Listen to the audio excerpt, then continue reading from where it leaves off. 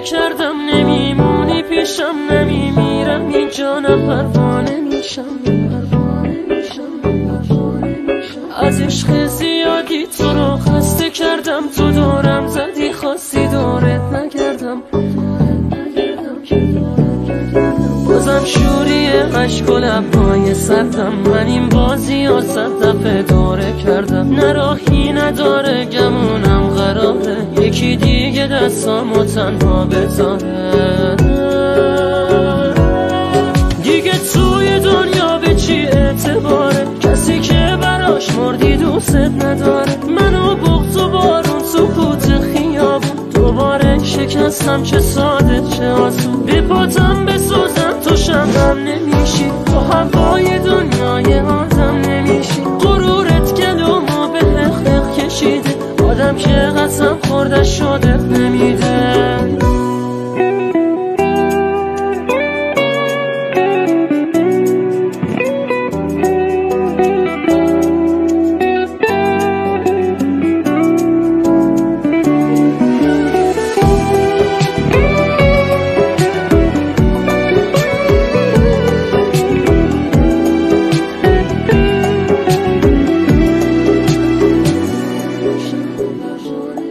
من و توی عمر دوتا خط صافیم شده، عادت ما که رویا ببافیم.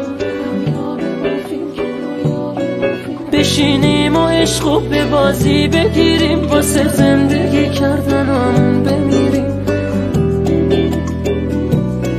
چه سخته تو تنهایی شرمنده میشیم، ما قهرمانیم و بازنده میشیم. مثل عصر پاییزی رنگ و رومون، واسه خیلی ها خاطر از آرزومون. دیگه توی دنیا به چی اعتباره، کسی که براش مردی دوست نداره. منو بغض و بارون سکوت خیابون، دوباره شکستم چه ساده چه آسون. به پاتم بسازم تو شمعم نمیشی، تو هوای دنیای آدم نمیشی. غرورت گلومو به حق کشیده، آدم که قسم خورده شده نمیده.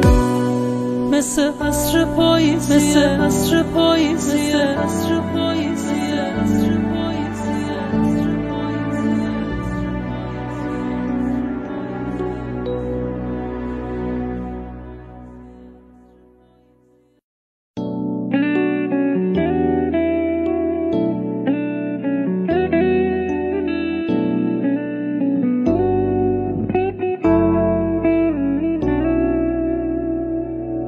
بهت پیله کردم نمیمونی پیشم، نمیمیرم اینجا، نه پروانه میشم. از عشق زیادی تو رو خسته کردم، تو دورم زدی خواستی دورت نگردم.